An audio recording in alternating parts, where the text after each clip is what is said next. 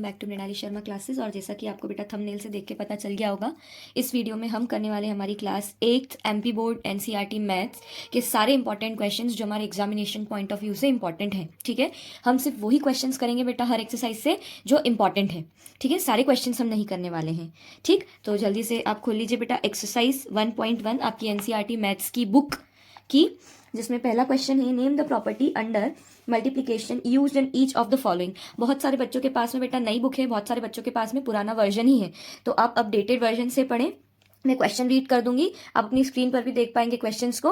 तो पहला क्वेश्चन आपको दिख रहा होगा, name the property under multiplication used in each of the following. ठीक है, अब इसके अंदर हमें क्या करना है बेटा, कौन सी प्रॉपर्टी यूज हुई है ये बताना है। ठीक है, तो पहला वाले क्वेश्चन में आप देखो दोनों ही तरफ वो क्या बोल रहा है, इधर क्या लिखा है -4/5 into 1 is equals to 1 into -4/5।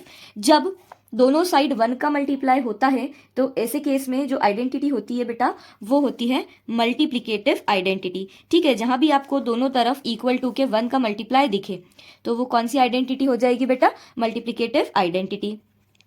ठीक है, सेकेंड क्वेश्चन हम देखते हैं जल्दी से, क्या दे रखा है -13/17 into -2/7 is equals to -2/7 into -13/17। तो ये वाली जो प्रॉपर्टी है बेटा ये हो जाएगी आपकी कॉम्यूटेटिव प्रॉपर्टी। मतलब दो नंबर्स अगर ऐसे लिखे उनको ऐसे करके लिख दिया, इधर ऐसा है और इधर ऐसे अदला बदली करके लिख दिया तो वो क्या हो जाएगी, आपकी कॉम्यूटेटिव प्रॉपर्टी हो जाएगी।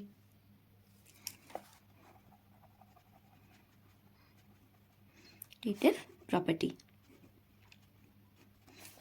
थर्ड क्वेश्चन देखते हैं बेटा, -19/29 इंटू 29/-19। देखो 19 से 19 कैंसिल, 29 से 29, तो क्या आंसर आ रहा है 1 होती है बेटा मल्टीप्लिकेटिव इनवर्स। मतलब इसका अपोजिट करके लिख दिया, इस कारण से हमें आंसर क्या मिल गया है 1 मल्टीप्लिकेटिव इनवर्स। ठीक है बेटा, मैंने बुक ही यहाँ रख ली है so that you can easily सी, आप अच्छे से देख सकें। तो हमारा जो सेकंड क्वेश्चन है वो इस बार इंपॉर्टेंट है एक्सरसाइज 2.1 से। तो क्वेश्चन क्या है बेटा, t-3 is equals to 3t-5। ठीक है, ये हमारा क्वेश्चन है। तो अब एक बिल्कुल एकदम मैथ्स का लीनियर इक्वेशन के लिए मंत्र याद कर लो कि नंबर एक तरफ, वेरिएबल एक तरफ, बस। तो इससे क्या होगा बेटा, हमको ये जो सॉल्व करना है इसमें आप वेरिएबल एक तरफ ले आएंगे और नंबर एक तरफ ले जाएंगे। तो यहाँ पर जब आप इक्वल टू के इधर या इधर लेकर के जाते हैं किसी भी नंबर को या डिजिट को तो उसका साइन चेंज हो जाता है। अगर वो माइनस का है तो प्लस हो जाता है, प्लस का है तो माइनस हो जाता है। वहीं अगर मल्टीप्लिकेशन में है तो डिवाइड में आ जाएगा और डिवाइड में है तो मल्टीप्लिकेशन में चले जाएगा।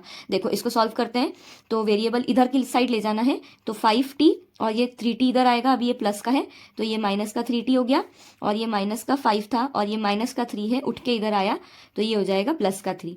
अब 5t में से 3t गया तो बेटा 2t बचा और माइनस प्लस माइनस, लेकिन 5 में से 3 गया तो कितना बचता 2।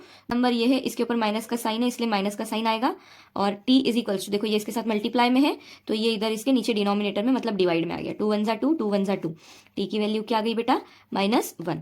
ठीक है, आ रहा है बेटा फोर्थ क्वेश्चन जो कि क्या है 4z + 3 is equals to 6 + 2z। ठीक है, तो वही नंबर एक तरफ, वेरिएबल एक तरफ, 4z इधर ही रह जाएगा, 2z उठा के इधर लाए तो ये हो जाएगा माइनस का 2z इज इक्वल्स टू 6। ये नंबर है, नंबर इधर आया, प्लस का है, माइनस का हो जाएगा -3। 4z में से 2z गया तो बच्चा 2z, 4z बड़ा है, 4 के ऊपर प्लस का साइन है इसलिए नीचे आंसर में भी प्लस। 6 - 3 हो जाएगा आंसर 3 और ये इसके साथ मल्टीप्लाई में है तो ये इधर नीचे डिनोमिनेटर में आएगा मतलब 3/2। तो अगला क्वेश्चन देखते हैं बेटा, सॉल्यूशन 6th जो है वो इंपॉर्टेंट क्वेश्चन है। क्या है 8x + 4 is equals to 3x - 1 + 7। ठीक है, तो इसे तो अभी ऐसा का ऐसा रखो, +4 इज इक्वल्स टू, ये 3 ब्रैकेट के बाहर है मतलब क्या है ये मल्टीप्लिकेशन में, तो इसका इसमें भी मल्टीप्लाई होगा, इसका इसमें भी मल्टीप्लाई होगा। तो 3 × x हो जाएगा 3x, फिर ये -3 1 जा 3 और ये +7 एज इट इज। ठीक है, बस अब वही कर दो, नंबर एक तरफ, वेरिएबल एक तरफ। 8x तो इधर ही रह गया, ये 3x उठ के इधर आया तो ये हो जाएगा -3x इज इक्वल्स टू -3, ये -4 है इसलिए उठ के इधर आया तो -4 + 7। देखो 8x - 3 हो जाएगा 5x इज इक्वल्स टू -+7 आएगा, 3 और 4 को प्लस करने पर बड़े वाले पे माइनस का साइन है इसलिए माइनस, +7, 7 से 7 कैंसिल, 0 आ गया answer. 5x is equals to 0, ये इधर डिनोमिनेटर में गया तो x इज इक्वल्स टू 0/5 बोलो, मतलब क्या आंसर आया बेटा आपका 0 आंसर आ गया। इंपॉर्टेंट वाला इस एक्सरसाइज से है। 8th क्वेश्चन क्या है बेटा, 2x/3 + 1 = 7x/15 + 3। ठीक है, इसको सॉल्व करते हैं। तो देखो अभी ही हम कर लेते हैं वेरिएबल एक तरफ, नंबर एक तरफ। तो ये हो जाएगा 2x/3, ये प्लस का है, इधर आया माइनस का, माइनस 7x/15 = 3 इधर ही है, ये प्लस का था, इधर आया तो माइनस का 1 हो गया। ठीक है, 3 और 15 का एलसीएम बेटा 15 ही आएगा। मैं एक बार बता देती हूँ एलसीएम कैसे लेते हैं। 3 और 15 दोनों में से कोई सा नंबर है जो 2 की टेबल में आता है? नहीं। 3 की टेबल में आता है? हाँ बिल्कुल आता है। 3 1 = 3, 3 5 = 15। अब 5 तो 5 की टेबल में आता है, 5 1 तो एज इट इज, 1 1 = 5 1 = 5, तो 3 × 5 कितना हो गया? 15। क्या आया इन दोनों का एलसीएम? 15। ठीक है, 15 कितनी बार में आता है बेटा? 3 5 = 15, 5 बार में आता है। इसी 5 का इस 2 में मल्टीप्लाई कर दो, 5 2 = 10x माइनस 15 की टेबल में 15 आता है 1 बार में, इसी 1 का ऊपर 7x से मल्टीप्लाई कर दिया तो ये 7x आ गया, = 3 - 1। 10x में से 7x गया तो बचा 3x, ये हो जाएगा 3 - 1 2, और ये 15 इधर डिवाइड में था तो इधर ऊपर मल्टीप्लाई में जाता, मतलब इंटू 15 हो गया। तो 3x = 15 2 = 30। तो x की वैल्यू क्या आ गई बेटा? 30/3, 3 1 = 3, 3 10 = 30। x की वैल्यू कितनी आ गई बेटा? 10। ठीक है बेटा, जल्दी से एक्सरसाइज 2.2 देखते हैं, है ना। इसमें आपका सॉल्यूशन 3rd इंपॉर्टेंट रहेगा और 5th इंपॉर्टेंट रहेगा। ठीक है, तो अब यहाँ पर देखना बेटा, 3rd वाला क्वेश्चन क्या है, x + 7 - 8x/3 = 17/6 - 5x/2। ठीक है, कोई नर्वस नहीं होना है, वेरिएबल एक तरफ, नंबर एक तरफ, सब जगह यही चलेगा। ठीक है, तो हम यहाँ पर क्या कर लेते हैं, पहले इस 5x को उठा के इधर ले आते हैं। तो ये -8x/3 है, माइनस का है इसीलिए, ये -5x/2 है, उठ के इधर आएगा तो प्लस का 5x/2 हो जाएगा, = ये 17/6, बाकी के नंबर भी उठा के, अच्छा ये एक x रह गया यहाँ पर, है ना, +x, इसको लिखना भूल गई थी मैं, तो ये इधर लिख दिया हमने। ठीक है, इसके बाद में ये 17/6 तो था ही सही, ये प्लस का 7 है, उठ के इधर आया तो माइनस का 7 हो गया। ठीक है, इसके बाद में आगे जब हम सॉल्व करते हैं बेटा, तो यहाँ पर क्या हो जाता है, इस x के नीचे कुछ नहीं, मतलब 1, मैथ्स में जिसका कोई नहीं होता उसका 1 होता है। ठीक है, तो हम यहाँ पे 3 और 2 का एलसीएम क्या हो जाएगा, 3 2 और 1 का एलसीएम 6, डायरेक्ट ही लेते हैं। देखो टेबल में इन दोनों में से कुछ आता है क्या? हाँ आता है। 3 तो नहीं आता, इसको एज इट इज लिख दिया, और 2 1 = 2। अब 3 को देखना पड़ेगा, तो 3 1 = 3, 2 3 = कितना हो गया बेटा? 6। तो ये इस तरीके से एलसीएम लिया जाता है। 3 की टेबल में 6 2 बार में आएगा, उसी 2 का ऊपर मल्टीप्लाई कर दिया, 2 8 = 16, और माइनस है इसलिए माइनस का 16x प्लस 2 की टेबल में 6 आता है 3 बार में, 3 5 = 15, और ये x एज इट इज। इसके बाद में 1 की टेबल में 6 आता है 6 बार में, प्लस 6x, ऐसा हो जाएगा, = इसके नीचे कुछ नहीं, मतलब 1, 6 और 1 का एलसीएम तो ऑब्वियसली 6 ही आता है। ठीक है, देखते हैं बेटा, अब यहाँ पे क्या हो जाएगा, ये तो 17 ही रहेगा। 6 की टेबल में 6 1 बार में आता है, 1 में 17 का मल्टीप्लाई करेंगे तो 17 ही आएगा, फिर माइनस लिखा, और फिर 1 की टेबल में 6 आता है 6 बार में, 6 7 हो गया 42। ठीक है, इसे आगे सॉल्व करते हैं। तो देखो 6 से 6 आमने सामने कैंसिल हो जाता है ना, सेम साइन और सेम वैल्यू है, = के आमने सामने, तो कैंसिल होता है। यदि इधर +6 है और +6 है तो ऐसे मत कर देना कि इसको काट दो, ये 6 = 6 ऐसा होना चाहिए, तब कटेगा। ठीक है, एक ही साइड है अगर = के, तो +6 और -6 होना चाहिए, तब जाके कटेगा वो। ठीक है बेटा, अब इन्हें सॉल्व करते हैं। तो ये -16x को तो एज इट इज लिखो, अभी इनको प्लस कर दो, प्लस प्लस प्लस, 15 में 6 प्लस करा तो आया प्लस का 21x = 17 में से 42 गया तो आया बेटा माइनस का 25। क्यों? क्योंकि बड़े वाले पे माइनस का साइन है।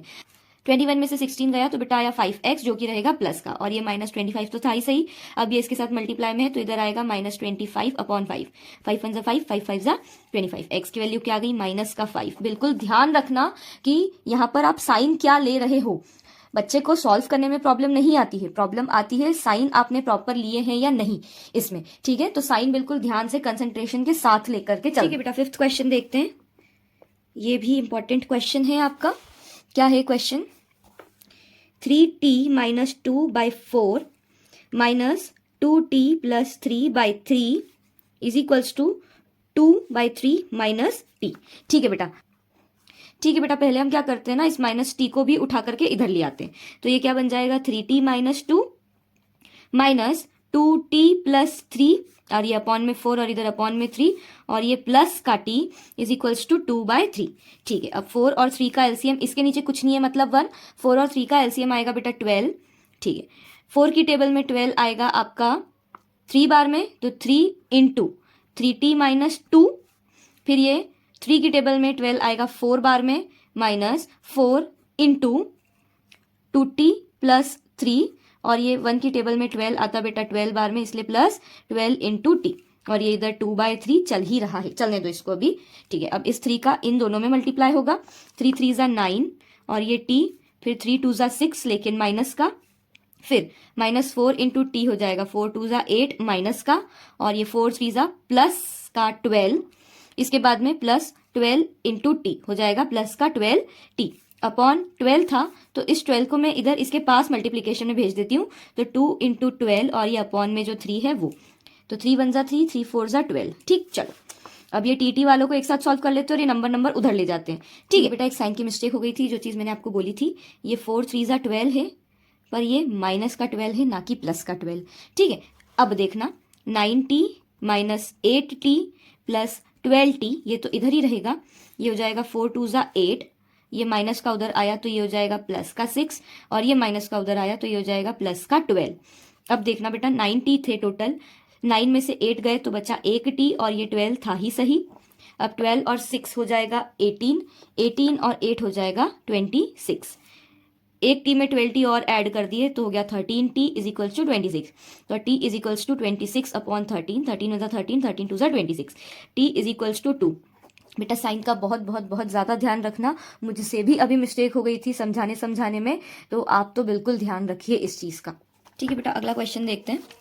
15 into y minus 4 minus 2 into y minus 9 plus 5 into y plus 6 is equals to 0। आपको निकालनी है यहाँ पर वाई की वैल्यू। तो देखो इस 15 का इन दोनों में मल्टीप्लाई होगा, इसका इन दोनों में और इसका इन दोनों में। 15 इंटू वाई हो जाएगा 15 वाई माइनस 15 4 ज़ा 60, फिर माइनस 2 इंटू वाई हो जाएगा माइनस 2 वाई, और माइनस इंटू माइनस होगा प्लस 2 9 ज़ा 18, प्लस 5 इंटू वाई हो जाएगा प्लस 5 वाई, और 5 इंटू 6 हो जाएगा 5 6 ज़ा 30 इज इक्वल्स टू 0।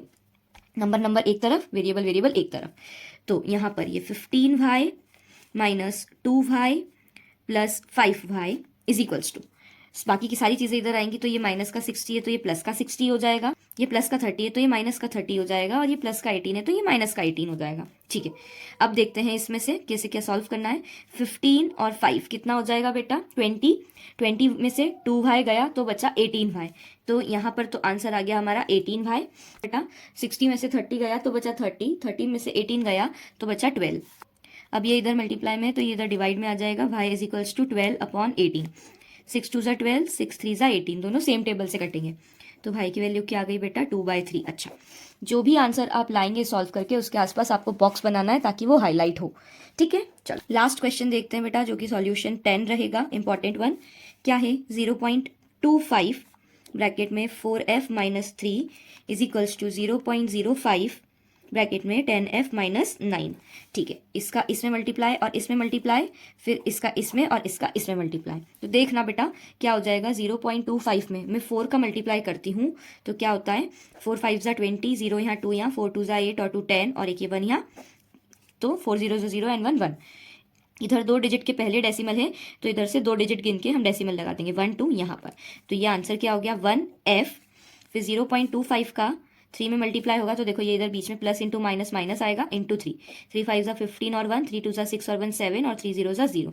वापस वही बात, 2 डिजिट गिन के डेसिमल 1 2 यहाँ पे डेसिमल, तो क्या आ गया बेटा 0.75 इज इक्वल्स टू 0.05 में 10 का मल्टीप्लाई होता है तो डेसिमल एक, क्योंकि 1 0 है तो एक डिजिट राइट की तरफ शिफ्ट हो जाता है, तो ये हो जाएगा 0.5f, और ये 0.5 इंटू 9, ये वाला करके बता देती हूँ मैं, 9 5 ज़ा 45, 9 2 0 और 4, 9 0 ज़ा 0, 2 डिजिट के पहले डेसिमल, 2 डिजिट के पहले डेसिमल, माइनस 0.45। ठीक है, चलो आगे देखते हैं। नंबर एक तरफ तो ये इधर आ जाएगा 1f, प्लस का 0.5 है तो माइनस का 0.5f हो जाएगा, और इधर ये माइनस का है तो ये प्लस का हो जाएगा 0.75 माइनस 0.45। ठीक है, 1f में से 0.5 जाएगा तो बचेगा 0.5f इज इक्वल्स टू 0.75 में से ये गया तो ये आ जाएगा आपका 0.30। ठीक है बेटा, अभी इसके साथ मल्टीप्लाई में है तो ये इधर डिनोमिनेटर में आ जाएगा 0.30 अपॉन 0.5। देखो सीधी बात है, इसका डेसिमल उड़ा के ऊपर 0 लिख दिया और इसका डेसिमल हटा के नीचे 2 डिजिट थे इसलिए 2 0 लिख दिया।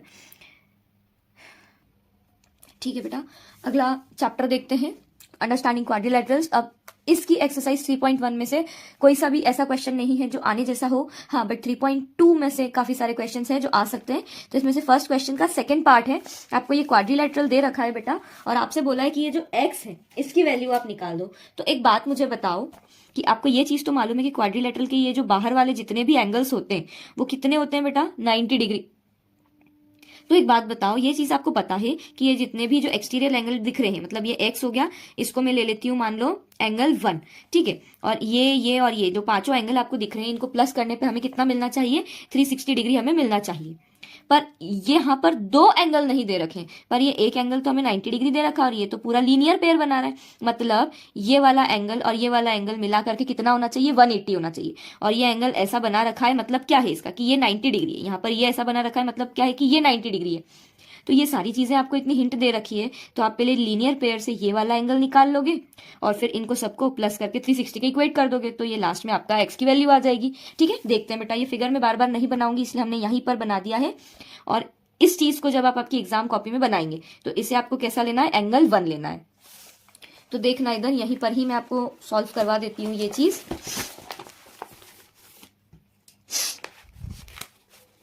देखना बेटा,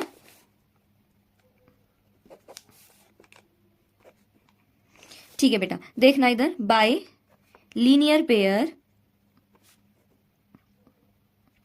क्या हो रहा है, 90 degree plus angle 1 is equals to 180 degree. ये वाला 90 डिग्री और ये angle 1 is equals to 180 degree, है ना। तो एंगल 1 की वैल्यू भी कितनी आ गई बेटा, ये 90 इधर प्लस का है, उठ के इधर आया तो ये हो गया माइनस का, तो एंगल 1 की वैल्यू कितनी हो गई, 90 डिग्री। ठीक है, इसके बाद में एक चीज समझना, the sum of all the exterior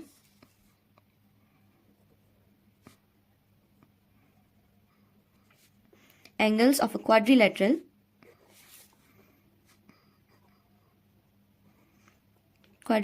is 360 degree, है ना, 360 डिग्री होता है। तो अब हम इन सबको प्लस कर देंगे, मतलब 70 degree plus x plus angle 1 की वैल्यू जो भी निकाली हमने 90 प्लस 60 प्लस वापस से 90, ये सब कितना हो जाएगा बेटा, इज इक्वल्स टू 360 डिग्री। देखो बेटा, 90 और 90 हो जाएगा 180, 180 और 60 हो जाएगा आपका 240, 240 और 70 हो जाएगा 310, मतलब x plus 310 is equals to 360 degree. तो अब ये 310 उठ के इधर आया, तो x is equals to 360 minus 310 degree. तो क्या वैल्यू आएगी, 360 माइनस 310, 50 डिग्री। x की वैल्यू कितनी आ गई बेटा, 50 डिग्री। ठीक है बेटा, अगला इंपॉर्टेंट क्वेश्चन है आपका क्वेश्चन नंबर 4। इसमें एक ऐसा फॉर्मूला यूज हुआ है जो आपकी एंटायर बुक में कहीं भी नहीं है, पर उन्होंने क्वेश्चन में दे दिया है, तो ये समझ के चलना बेटा। How many sides does a regular polygon have if each of its interior angle is 165 degree. यदि हमको यहाँ पर बेटा एक्सटीरियर एंगल दे रखा होता तो हम डायरेक्टली ही 360 को डिवाइड कर देते, उससे हमें नंबर ऑफ साइड्स पता चल जाती। पर यहाँ पर उन्होंने एक्सटीरियर एंगल ना देते हुए उन्होंने इंटीरियर एंगल दे दिया है। तो इंटीरियर एंगल कितना दे रखा है बेटा, interior angle is equals to 165 degree. तो एक्सटीरियर एंगल निकालने के लिए हमें क्या करना पड़ता है, exterior angle is equals to 180 minus interior angle, मतलब 180 में से माइनस कर दो। अगर आपको एक्सटीरियर एंगल निकालना है तो 180 माइनस 165, तो एक्सटीरियर एंगल कितना आ जाएगा बेटा अपना यहाँ पर 15 डिग्री। ठीक है, अब हमें निकालनी है नंबर ऑफ साइड्स। तो नंबर ऑफ साइड्स के लिए हम क्या करते हैं, 360 अपॉन एक्सटीरियर एंगल।